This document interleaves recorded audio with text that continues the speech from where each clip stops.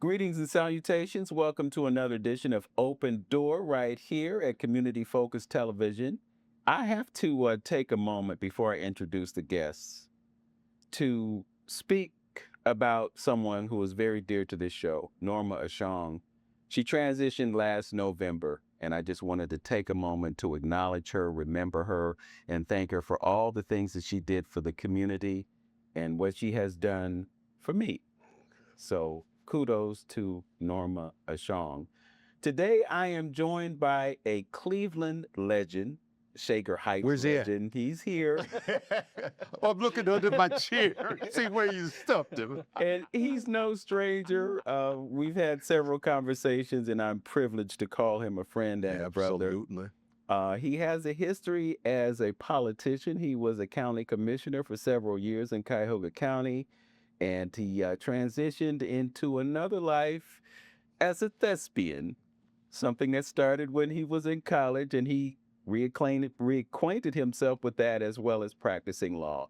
Peter Lawson Jones. Vince, it's good to see you. Good to be here with you again. Yes. And you are also with this amazing young person here. I'm saying young. Young, I'll take you up. Yeah. Thank you. His name is Best interview ever. Jason Richardson, and he has directed and written a film that Peter and Kim Whitley are starring in, and it's called The Last Shop on Walnut. Sure. So I heard about it, and just being true to who I am, I wanted to make sure that people found out about this project so that they can support it. Thank you, Vince. Thank you. There's going to be a premiere of the film at the Cedar Lee Theatre in Cleveland Heights, Ohio on May 14th, red carpet event.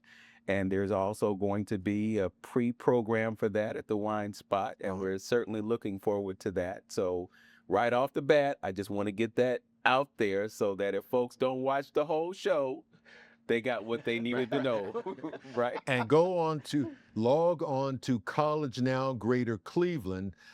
I think you just need to put a /PLJ, and it'll take you to a site where you can get more information about the event. Okay. So thank you, Vince. Yes. For that shameless plug. Yes. And there's no shame in it. No shame in it at all. And I also had a conversation with Jason, and so we're going to drop the trailer into this program so that folks will get a glimpse of this. So let's talk about the film. How did this project come about for you? Well, Jason and I had worked together on a web series probably about a decade ago. Yeah, it's been 10 years, And actually. it was a joy and pleasure to work with him his role as a director, mine as an actor. He was just quite collaborative and invited your input. So it was a great experience. So it was probably 5 years after that he called me on the phone one evening and said, "Hey, Peter, I've written the screenplay and I envisioned you playing the lead. And for any actor, there are no more flattering words that I wrote this thinking of you." So he said, "I'm going to send it over to you. You tell me honestly what you think about it." I said, Sure. Well, as soon as it hit my inbox, I read it, and I immediately called him back and said, "We can't get started shooting this soon enough."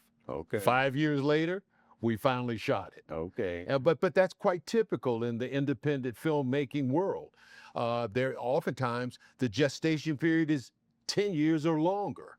So it is just so exciting to have the opportunity that he's provided me to play the lead in a beautifully scripted a film that's been wonderfully shot, a story that made me as an actor reach deep and to be able to convey all of the various emotions that this particular character has to exhibit during this 2-hour journey on film. So I mentioned the fact that you were involved in acting when you were in college, and then, you had that stint with Cuyahoga County, and then you went back into law and back into being an actor. And in that time, you've been able to act against or with, or however you want to put it, some of the greats, Matthew McConaughey, Tom Hanks, all these other Cicely Tyson, Cicely Tyson. Michael Imperioli, and Daniel Kaluuya in Judas and the Black Messiah. Mhm. So if you look on IMDb, I get a credit for that, but it was the only time that my seed got cut from a film. Right. That was kind of devastating because it was a great film and I had a wonderful scene with Daniel Kaluuya. You know, what's remarkable is all of these individuals that we just mentioned, notwithstanding the fact that they're great stars, were so absolutely down to earth, approachable, and accessible. And Tom Hanks and I still email each other regularly. Yes. I went to Saturday Night Live last November. Tom Hanks provided the tickets so that my wife and I could go. Okay. So well, this it's been is a where I great was friend. going. Okay. You've been opposite all these guys. Yes. And they were in the lead position. Okay. But now Peter Lawson Jones is in the lead position. And it is a film that seems to have been written for him. So I want to ask Jason, talk to us about this film that you wrote. Oh, this is going to be interesting. That's a lot of preface. Pretty interesting prefatory Yep. remarks. There's a lot going on there. Just want to get an idea of what the story is, first of all, and secondly, why you thought that he was a person for that role. Yeah, it's a story about a shop owner who owns a lamp shop. Marvin Statler is his name. It's in a rundown part of town, and if you don't really think about it, or you think about it, who gets lamps repaired anymore? So his business is kind of going under, owes taxes, needs to figure something out, needs to sell, needs to move on. But the kind of neat little twist that we open up with is that Marvin doesn't leave a shop ever. So he has nowhere to go. He's afraid to go outside. There's an inciting incident that we have. So he's stuck. He needs to figure out where to go. And then over the next couple of days, nephew shows up and it really kind of starts to bring back some memories about his family. So we kind of shift from the idea of, this is about a guy that's kind of stuck in a position to start learning more about, it's a family drama. And it's about past, it's about relationships and how he's coped with them or not coped with them in this case. And so how we get to see how he moves forward from there. I think for Peter, I think the reason it worked so well is, we've known each other. I know he has a big presence, and just to see that on camera, but also be versatile to be able to say, this story has a little bit of anger. It has a lot of heart, a few laughs, and then there's some moments where you're just like, wow, that is tough to watch. So to have that versatility, knowing that he could pull that off, that's where I went with that. I'd have to imagine that there's some kind of a message in this. When you talk about someone who repairs lamps, I'm thinking about the cobbler. Yeah. Back in the day, people wore shoes that had leather soles and leather heels. And so they could buy a pair of shoes. And when the heel wore out or when the sole wore out, you go to the cobbler, he give you another half sole, another heel. And, but now when they make shoes, they make them with rubber soles. And so instead of getting the shoes repaired, you just throw them away. Correct. Now we're living in the age of LED lamps. And bulbs that last for who knows how long versus the old incandescent bulbs, which are really better for us. Yeah. But you're touching on something that's happening in society where things are becoming obsolete. 100%. And so I'm just wondering this whole idea of obsolescence and the need to adopt or adjust to the changes that are happening. Was that in your thought process when you wrote absolutely. this? I mean, when I wrote, where the inspiration came from is in Kent again. There's a camera shop, and I know that there's an apartment above. And one day I drove by, saw the owner locking up, and I kind of thought, well, that'd be weird to go upstairs. That's your whole world. So I kind of started building around that. But it's that idea of things that are passing by that you no longer need anymore. Lamp repair shops. My father and grandfather ran an old junkyard. You can't go and repair cars anymore like that anymore. And that's why even in the story, it's kind of was the central hub of the neighborhood was the shop. One of the characters works there, just always pops in and out. Those days are gone. So, to watch your livelihood just kind of vanish, and on top of it, struggle because you're on your own. Yeah, that's a lot to take in, and it's a lot to think about, and people moving on like that. And when you think about it, it's about dispensable trades, dispensable people, and even dispensable communities. Absolutely. The focus is the changing community. part of the central story is that this is the next up and coming neighborhood, as long as they can refurbish it, change it, tear buildings down. But who's there? Who's still there? And how do you cope with that? Okay. So you have the old and the young, and you represented the younger person, I guess, as the nephew. Yes, there's a couple younger people. But that's the younger nephew comes back. But again, there's a history and a little bit of twists of why it's shocking that he's back there.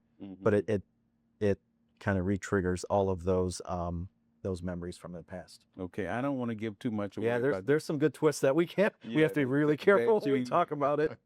Okay, all right. Kim Whitley, Yes. Shakerite, Yes. someone who grew up basically the same place that you grew up. I think she lived in a house that was not even a mile away. That's amazing. Now, she's younger than me, which she would tell you she were here. She'd make that point clearly. Absolutely. But Kim and I have been friends for 30 years. I can remember when I just started acting again, and I didn't act for a period of almost 30 years. And I remember I was in a play at Karamu, and she came to a rehearsal.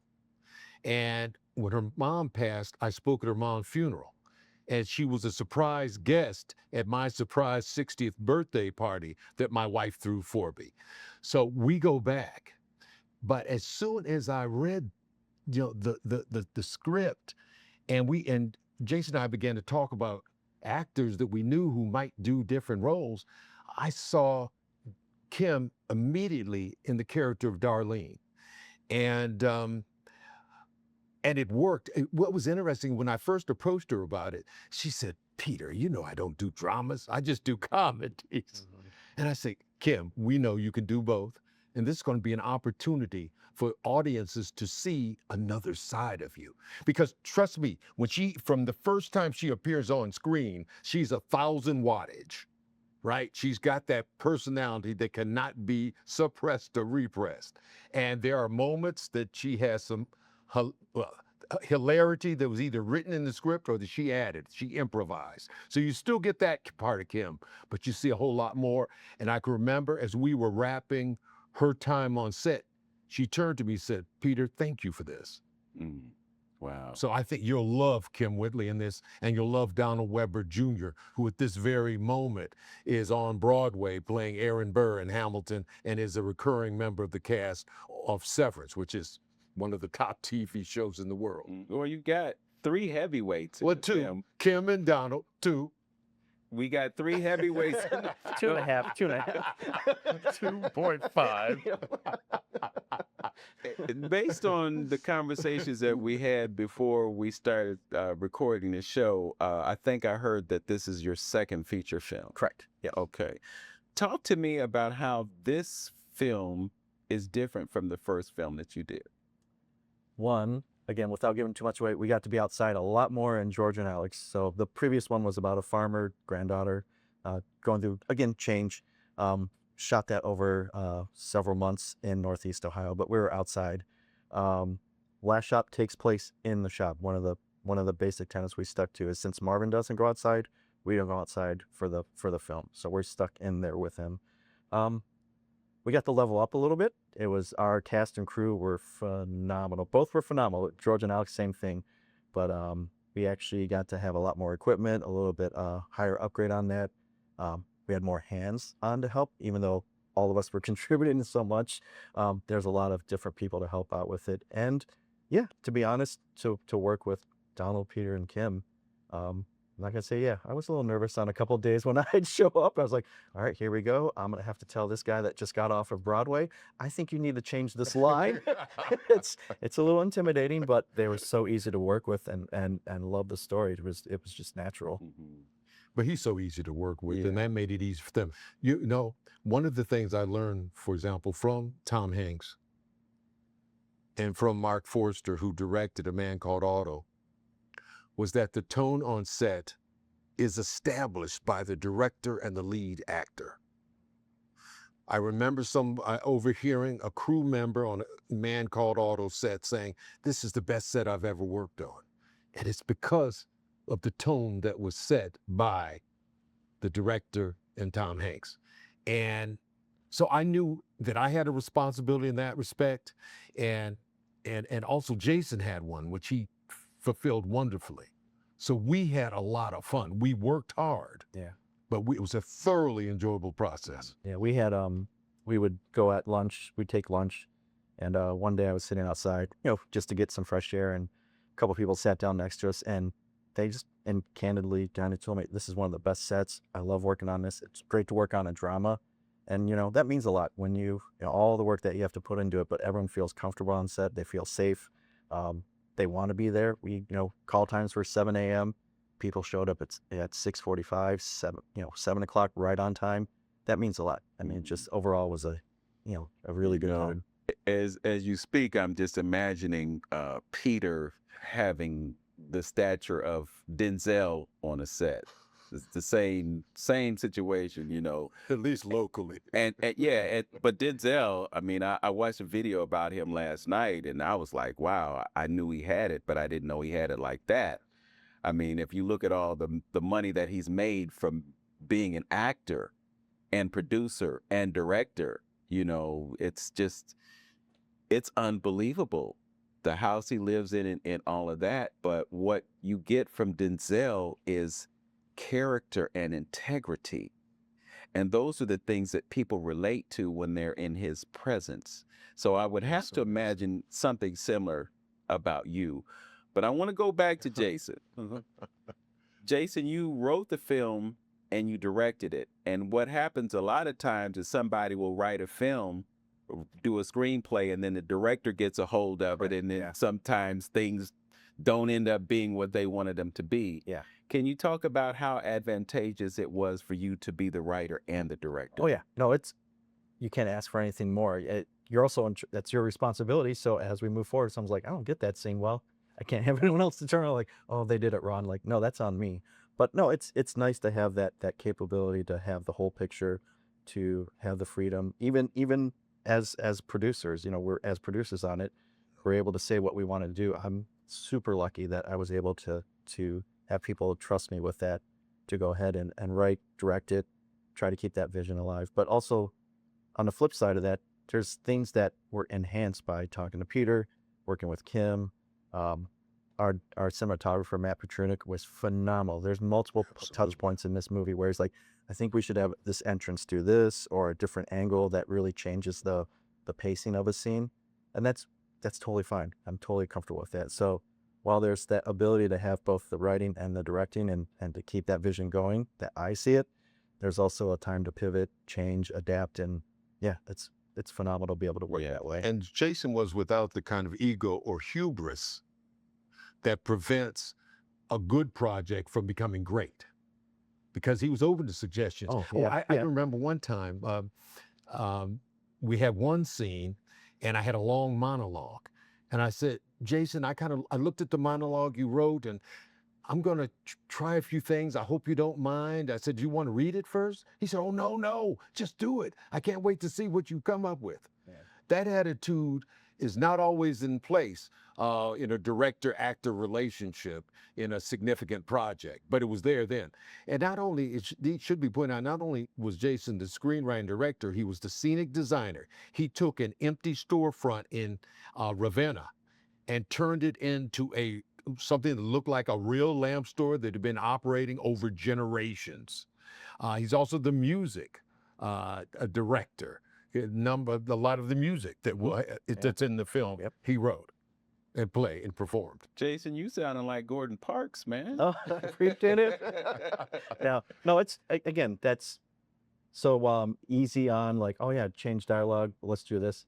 There are also other moments I'm like, I want the shop to look just like that. So the point, like you said about writing, it goes even beyond that, to be able to craft that shop the way we want. That whole vision, And again, we must have done a really good job with the shop, because I think 3 or 4 different times, even while we were in mid-take, we had someone walk in trying to buy lamps. Even though there's a giant camera, there's a boom mic, there's 2 people this close talking, focused on each other, they were still trying to get around to buy a lamp. Multiple times people wanted to drop in afterwards. The whole town started talking about this new lamp shop. So yeah, I think if anything on the set design, we totally killed it, because yeah, it was pretty exciting to watch people walk in and be like, wait, I can't buy One guy was adamant. We're like, no, this is a movie. He's like, so I can't buy a lamp. We're like, no, this is a movie. Yeah, wow. No, but you can buy a ticket to the film Yes, when it correct. comes out. Right. Correct. You know, it's really kind of interesting, funny in a way, but I ended up being on a list of folks to see previews of filmed, thanks to him. I think I've seen you in a couple of those films. Too. Well, what had happened was I went to the Cedar Lee Theatre for a film preview, Okay. and there was an aisle that was marked media, and so I'm like, oh, I'm media. So I went and sat. Yeah. I went in and sat down, and I sat in a chair that had Peter Lawson Jones on it. And so I'm thinking, well, maybe Peter's not going to show up. But before he got there, somebody approaches me and says, who are you? And I told her who I was. Long story short, I'm on the list now. You're on the list now. So I get to see film. So I'm glad if you told her that you knew me, I'm glad she didn't boot you out. So, Yeah, she did. You know him, She- that scoundrel. she took my email address and she put me on the list, and I'm forever I think that's grateful Kim, to her. Rob. It's Kim Yeah. Lawson. Uh-huh. But what I'm getting to is the fact that I saw a film called Begonia Oh, yeah. last year. Yeah. And it's a film about someone who is kidnapped and held hostage. So a lot of the film takes place in that house. Correct. And as I'm watching this, I'm thinking, wow, this is kind of like me being held hostage, because I'm rooting for this woman, thinking that she's not an alien that she's been accused of, and I want to see her escape. So I'm hostage too. But I just thought about the fact that so much of that film takes place in that one spot, and it makes it a more intimate experience. It kind of draws folk in, and I thought maybe there might be a parallel between those two things. Yeah, I think there is. That's why the idea of him never leaving the shop, it was hard to not do that, because again, you always set, it's nice to be able to set the look of where you're at, the location, but it was just something I wanted to stick to as a basic tenet, that if he doesn't go outside, we don't go outside. It also, not gonna lie, helps from production costs. We got really lucky. The building that we were in the shop was downstairs, so we were able to film all of the store scenes there. And then the apartment was actually 4 floors without an elevator, was upstairs. We got so our it was in an steps in. apartment building. So we never left for our 90% of the film. We were in one location with 2 different spots. And that was a huge advantage when it comes. Anytime you have to do a location move, your budget starts to really ramp up. People get lost, things get lost. So yeah, we were just in one spot. That is such an interesting point, because ours is a low budget film, and we made every penny available. Oh yeah. We squeezed it until it was worth 25 cents. We've had people who were very experienced executive producers of films that have been at Sundance and have had great theatrical runs take a look at some of our scenes and say, oh my God, you guys must have spent millions of dollars on this. And we did. Yeah. Well, But we were highly efficient. I just recalled 2 other films that I've seen within the past year, 2 of which were in the Larchmere Cultural Arts Film Fest last year. There was a film that Mary Weems did, and it was shot almost entirely in an elevator. Yeah. And then she did another film called Slapped. I think He that was Slapped. Slapped. Right. Yeah. And then she did another film called Socks. And that one also, most of it took place in perhaps the consideration house. of, reducing the cost by having, one location. But just thinking about that. Well, I it don't can know work. why. It can work, but there has to be a great story. Yes. There has to be a Because great otherwise, story. people be screaming to be let outside, and not just in terms of the seeds on the cinema, Right. on the screen, but let outside of the It- theater to go somewhere else. It has to be compelling, but in this particular project, you played a very important role as producer, and you're continuing to fulfill that role, and because you're playing a role in marketing and getting the word out. Absolutely. What was it like for you to take on such a great task, aside from having to memorize lines? Quite frankly, I was not anticipating doing anything other than being the lead actor. That was going to be commitment enough. But I got a course in independent filmmaking 101, and then 201, 301, and 401, because not only along with Jason are we co-producers, but co-executive producers. I raised a significant amount of the money for the film. I'm co-casting director. A number of my acting students are in the film, and I'm co-legal counsel on the film. It was not an experience that I expected. It's not one I would necessarily want to repeat, but I am grateful, absolutely, eternally grateful for what I've learned throughout the process. So you have a much better sense of all that goes into making a film, and particularly a relatively low budget independent film, all the blood, sweat, and tears, and the level of commitment, frankly, is greater to bring that across the finish line than if you have 3 or 4, 5, 10, $20 million at your disposal to do a film. So I'm grateful for the lesson, but I don't necessarily need to do it again. I don't need an encore. Well, I'll say this, you know, I've known you for quite some time. I've been honored to share a stage with you. I don't know if you remember, but we did a stage reading with Ma Mary Rainey's Black Bottom at the Shore under Cultural Center. Terrence Spivey's Under direction. Terrence Spivey's direction. I witnessed another play that you actually wrote. The Bloodless Jungle, perhaps? There it is. So I know that you write.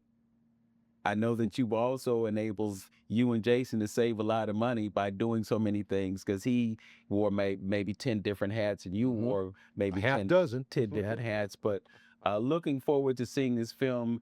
Are you going to be any festivals, doing any festivals? We've submitted to those, so that process is starting, both nationally, internationally. We're going to be focusing on that, working towards the 2 premieres, and then also distribution. So yes, those are in the process. It is a long process for festivals, but yeah, those are also underway. Okay. And Cedar Lee just might run our film for a week or 2 after the red carpet. But you'll want to come to the red carpet to get the full experience. Want to be at the red carpet. So, and we got a screening in Richmond. We had a screening in the Virgin Islands. So we you know, our full expectation is that after the red carpets, film festivals, then larger theatrical runs, and then someday on to a good streaming service. Okay, well, mark your calendars for May 14th at Cedar Lee Theatre. And also you want to get there before the film, the wine spot, take part in that ritual, and I'm sure you will enjoy it. It will be worth every penny and every minute. Peter Lawson. Money back guaranteed. There you go. Peter Lawson Jones, Jason Richardson, thank you for being my guests. Thank you. On Open Door. This has been a pleasure and an honor. And I'm so looking forward to seeing that film, if for no other reason than to be able to see Kimberly on the screen. As always, know yourself, love yourself, be yourself. Make today your absolute best day, y'all. Peace.